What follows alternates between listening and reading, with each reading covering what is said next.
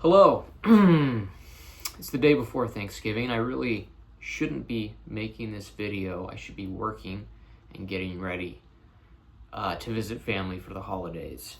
I should be taking care of my children. But I'm up here making a video while everyone else is downstairs because I like to try to get a video out at least once a week, if I can. So I thought this would be maybe a good week to do an easy video, to do a video about an album that I don't have a ton of copies of, but an album that I like nonetheless. I know it's not everybody's favorite, but it is the Beach Boys' Party album from 1965. Now, I know that a lot of people don't like this album. When they talk about it, they almost say the title with disdain. Oh, Beach Boys Party, Beach Boys Party. Oh, what a throwaway. And it is a bit of a throwaway album. And that was kind of the point. I think, to me, it's like the Star Wars prequels.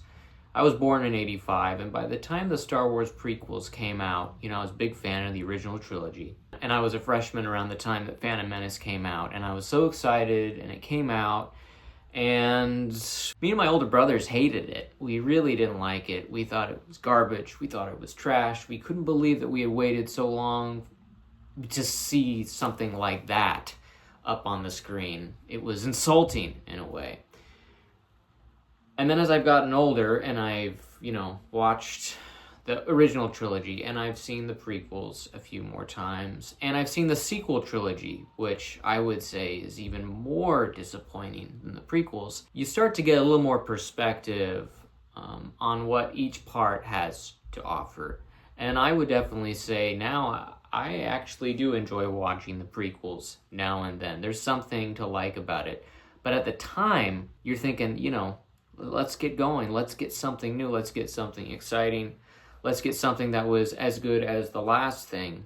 And something that was just like the last thing too. Let's build upon the momentum here. So I think that this album, especially for maybe people who were alive when it came out, it represents that stall, that moment for the Beach Boys, maybe the first time where things kind of came to a screeching halt. And instead of getting a sequel to Summer Days and Summer Nights or Today, you get this kind of silly live album, very little instrumentation, and a lot of silly party talk happening in the background. So I get it. And then there's also this narrative too that, this was something that Brian was forced to do so that he could have some time to work out Pet Sounds, which I think is mostly true, but I don't think Brian looked at this album necessarily with as much disdain as other people do. I think he probably saw it as something that was necessary, but it seemed like it was maybe something that he enjoyed and had a lot of passion for while he was doing it. I like this album. I put this on, not a ton, but when I do, I like it. It hits. Before I talk more about this album, I just want to start talking about some of the pressings that I have. I just have 3 to talk about today. I do wish I had an original pressing that had all the little photos, the cards inside, but I don't. It's on my wish list for sure. So the first pressing I'm going to talk about today is from the Green Label reissue from 1980. It's analog. I think every other Green Label before this one was stereo or duophonic. So this is the first Green Label mono album, and it's, I think, the first that has all of the songs on it. No cut songs from this one. It sounds great. This is cut by Jay Maynard, who did most of the other Green Labels. Sounds delightful. It's one of those monos that sounds so good, it almost sounds like it's in stereo. One of the ways you can know that this is not an original pressing is it's not a gatefold. I think maybe this 1980 version is the only one that isn't a gatefold. I have a little bit of piece of tape up here because that was torn. This is a nice copy, and these go for pretty cheap. So if you want the party album and you want a good sounding mono copy, go for the 1980 Green Label. Next up, we're jumping way ahead to 2015. This is the Analog Productions stereo pressing. This is a gatefold. Lovely. I kind of wish they had, it would have been extra work, but I wish they had put the cards in there just for authenticity. They don't have the cards, and that's okay. I'm going to have to just find them some other way. But like I said, this one is stereo. So this is digital. This is Mark Linnett's stereo remix, and I think he did a great job with this. Everything sounds nice and open. The party dialogue doesn't feel disconnected from the musical tracks. It's nicely balanced. It's not too much bass. It feels lively and dynamic. Mark, if you're watching this and you've seen the other videos where I've criticized some of your more recent work, I just want to say I do appreciate so much of what you've done. Party Album is one of those things that I really appreciate, all the work that you put into creating stereo mixes for it. I mean, this is great. You might ask, why don't you have the Analog Productions mono copy? Well, I think because I have the green label, which is in mono, and it sounds fantastic, and it's analog, I don't know, it just felt like a little bit of overkill to have the stereo and the mono. And I got the stereo because this is the only stereo version of the album that you can get, pressed by Analog Productions. So I had to get that exclusive.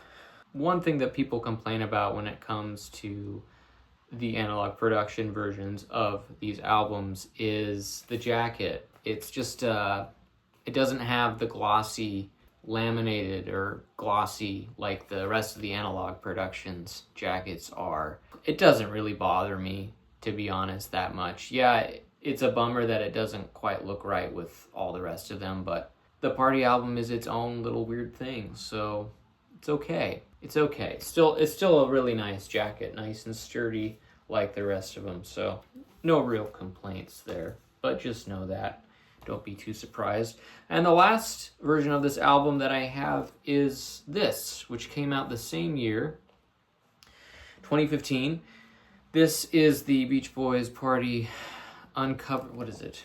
Uncovered and Unplugged. So it's the album in stereo with all the party sounds taken out, and it's just the guys in the studio singing these songs. And it sounds great. Again, I think Mark did a great job. I don't want to leave Alan Boyd out because I know that he contributes as well to a lot of these stereo reissues. So thanks, Alan, as well. I'd be curious to know what part Alan plays in his partnership with Mark Linnett. There's probably some information out there about that, but if you know exactly what it is that Alan does, I know he's an archivist and everything, but I don't know beyond that exactly what he does when it comes to these reissues. This pressing sounds nice. It's obviously not as nice as the Analog Productions pressing, and it's not even as nice as the green label, but it's nice enough, you know.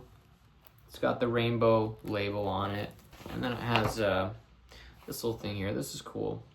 And then on the back, there's some information here written by Alan Boyd. So then maybe I guess this is one of the things he does.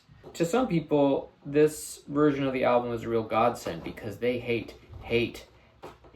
all the party jibber jabber that's going on in the back. Especially, I know a lot of people don't like the sense of humor that I guess Mike is bringing to the festivities. I don't know. To me, the Beach Boys are who they are. They're not cool. They never were. Even in the car song days, they were totally posers, except for Dennis. I think that's okay. It's one of the reasons why I like the Beach Boys, because they're not cool, and I can relate to that. A lot of people love, the Beatles because they're so clever and they're so charming and charismatic, and that's certainly something to aspire to. But I guess when I want to relate to a band, I think of the Beach Boys. Was I one of those people that needed all the party dubs removed? Not really. I don't mind. To me, it adds to the energy of the whole album. It's fun to have this version where it's just the guys in the studio. To me, it's a different listening experience for sure, and something that I do enjoy from time to time. But I like this one pretty much just as much as that one. I'll say one more thing about the album. speaking of the Beatles, and maybe it's just me, maybe this is because I'm such a big Beach Boys fan, maybe this is my bias. I'm also a really big Beatles fan. I can show you some of my Beatles records sometime. But I think their covers of I Should Have Known Better and Tell Me Why are better than the Beatles versions. I'm just saying it. The Beach Boys versions of it, they just have a little bit more get up and go. I don't know. Hard Day's Night is an interesting one. I love the songs themselves, but the way they were produced, I don't really... Anyways, I don't want to get into that. And I don't want to get, a bunch of hate from the Beatles fans in the comments. Again, I'm a Beatles fan. I just think these two songs are more fun to listen to from the Beach Boys. I would have liked to have heard them cover more Beatles songs. I would have liked to have heard the Beatles sing some of the Beach Boys. I just wanted to say that. Am I the only one? Does anybody else out there think that these songs are more fun to listen to? I mean, I suppose you don't have to choose. They're different enough. My favorite tracks on the album are Tell Me Why, Mountain of Love, You've Got to Hide Your Love Away. That is one where I prefer the one without the party dubs, because that part I don't enjoy. Just let them sing it. There's No Other Like My Baby. That's maybe my favorite song from the album. And then I guess Barbara Ann. It's great. But I like all the songs. There's not a song on here that I would skip. Great cover. Love the photo shoot that they did for the album. I remember when I lived in LA and I lived at a friend's house and they had a big pool, and sometimes they would have parties, and I would put the party album on, and a lot of people, you could just see the energy in the place kind of change. If you live somewhere where you have a pool, put on the Beach Boys party album when there's people over, and you're going to see a lot of people having fun. This is another one where I don't really have a favorite pressing to kind of wrap this up with. It's the Beach Boys party album. Enjoy it whatever way you like, and just let it be. Let it exist. It's okay. We have so many other Beach Boys albums now. It can sit there too and have its place. That's my thought. That's my opinion. Anyways, happy Thanksgiving, everybody. Have a good one.